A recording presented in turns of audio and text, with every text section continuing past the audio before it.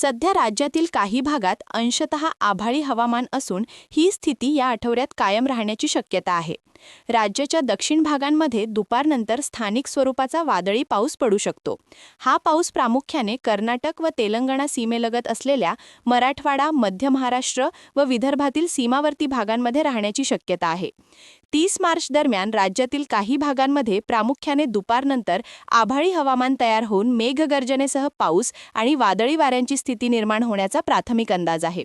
सध्याच्या अंदाजानुसार ही स्थिती प्रामुख्याने खानदेश, मराठवाडा, पश्चिम विदर्भ तसेच मध्य महाराष्ट्रातील भागांमध्ये दिसून येऊ शकते.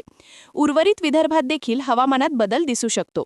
या दरम्यान विजांचा कडकडाट, वादळी वारे, पाऊस आणि काही ठिकाणी गारपिटीची शक्यता नाकारता येत नाही. 31 मार्च रोजी देखील राज्याच्या काही भागांमध्ये या हवामानाचा परिणाम दिसू शकतो. शेतकऱ्यांनी पुढील काही दिवस हवामानाच्या अद्ययावत अंदाजांकडे लक्ष ठेवावे व त्यानुसार शेतीची कामे नियोजित करावीत. सध्या रब्बी पिकांची काढणी सुरू असल्याने शेतकऱ्यांनी काढणी केलेली पिके सुरक्षित ठिकाणी साठवून ठेवावीत किंवा झाकून ठेवण्याची व्यवस्था करावी. तसेच वादळी वारे, पाऊस आणि संभाव्य गारपिटीपासून पिकांचे नुकसान टाळण्यासाठी आवश्यक ती खबरदारी घ्यावी, असे आवाहन कृषी विभागाकडून करण्यात येत आहे. कॅमेरामॅन सचिनसह सनी भोंगाडे, शंखनाद न्यूज, नागपूर. चलिए चलिए चलिए फैशन की अनोखी दुनिया में चलिए.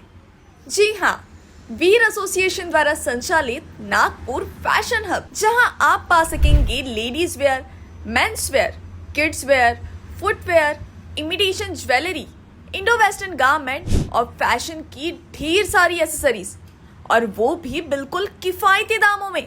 तो फिर तैयार हो जाइए शॉपिंग के नए अनुभव के लिए. नागपुर फैशन हब शुरू हो रहा है 30 मार्च 2026 से. हमारा पता बैद्यनाथ चौक, गणेशपेट बस स्टैंड के सामने, नागपुर.